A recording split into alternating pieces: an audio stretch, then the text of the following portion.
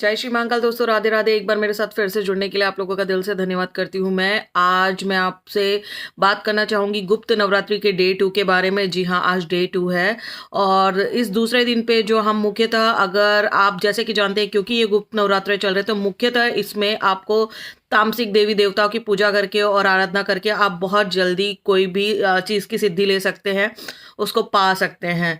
तो आज मुख्यतः अगर तामसिक रूप में देखा जाए तो माँ तारा की पूजा की जाती है, जो 10 महाविद्याओं में सबसे ज़्यादा पावरफुल देवियों में से मानी गई हैं। और उसके बाद में अगर सात्विक रूप में देखा जाए तो माँ ब्रह्मचारिणी की आज आराधना की जाती है। सबसे पहले माँ तारा की जो पूजा थी वो हमारे गुरु वशिष्ठ जी ने की थी और उसके बाद में उनको जागृत करके उन्होंने बहुत कुछ पाया।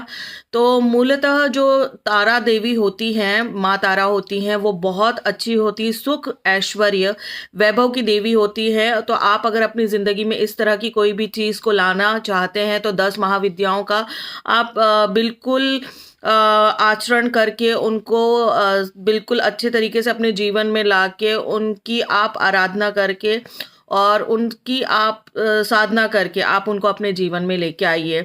अलग-अलग जगह पे अलग-अलग नाम से इनको बोला गया है, जैसे कि माँ तारा बहुत ही पावरफुल देवियों में से हैं, जो हमारी 10 महाविद्याएँ हैं तामसिक रूप में। दूसरी चीज़ है, अगर जैसे आप सात्विक वे में जाना चाहते तो आप माँ ब्रह्मचारिणी को पूज सकते हैं, उनकी आराधना करके। हालाँकि सात्विक जो प्रोसेस होता है वो थोड़ा लॉन्ग होता है, टाइम टेकिंग होता है, लेकिन हमेशा सेफ़र पॉइंट ऑफ व्यू से हमेशा अच्छा होता है। पर मैं आज आपको एक विशेष बात ये बताना चाहूँगी गुप्त नवरात्रे पे कि तामसिक रूप में, जैसे कि मैंने अभी बोला है, कि कोई भी पूजा करने के लिए आपको एक गुरु की बहुत ज़्यादा आवश्यकता होती है। बिना गुरु गुरु के ज्ञान अधूरा होता है। अगर आप इस तरह की किसी भी आराधना में या साधना में लिप्त हो रहे हैं तो एक गुरु ज़रूर रखिए, क्योंकि ये एक ऐसी प्रक्रिया होती है जिसमें कि अगर आपने बिना गुरु के साधना की है तो उसके दुष्प्रभाव भी हो सकते हैं। चीज़ें साइड में आपको कुछ ना कुछ दुष्परिणाम भी देखने को मिल सकता है, तो आप बिल्कुल ध्यान रखिए इस बात का। दूसरी चीज़ ये भी याद रखिए कि जैसे कोई भी आप साधना करते हैं तो आपको उसके लिए उनका जो कहा गया है, द्रोणाचार्य जी ने भी एकलव्य से उसका अंगूठा मांग लिया था। तो आपको कोई भी साधना के पहले किसी भी गुरु आपको गुरु बनाना पड़ता है और आपको उनकी दक्षिणा देना ज़रूरी है। नहीं तो आप कोई भी कार्य करते हैं उसमें सफलता नहीं मिलती है।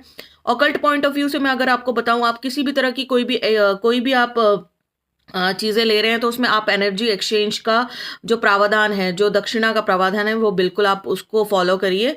क्योंकि अगर आपको रेमेडी वगैरह भी बताई है तो उसमें आपको फिर रेमेडी का जो रिज़ल्ट है वो देखने को नहीं मिलता है। एक और चीज़ मैं बताती हूँ कि जो ये 10 महाविद्याएँ हैं, यह पूरे, आप अगर इनको एक बार फ़ॉलो करना चालू कर दें, उनमें से आप किसी की भी एक 10 महाविद्याओं में से अगर आप किसी की भी साधना कर लेते हैं, तो आप जीवन में पलट के बिल्कुल नहीं देखेंगे। आपको जो भी प्रॉब्लम है लाइफ़ में वो सॉर्ट आउट हो जाएगी। तो आप इस तरह की कोई भी साधना या किसी भी चीज़ की जानकारी के लिए अगर जुड़ना चाहते हैं तो आप मुझे कॉल कर सकते हैं, मैसेज कर सकते हैं। पुराने वीडियोज़ में मेरे नंबर भी दिए हुए हैं, आप पुराने मेरे वीडियोज़ भी देख सकते हैं।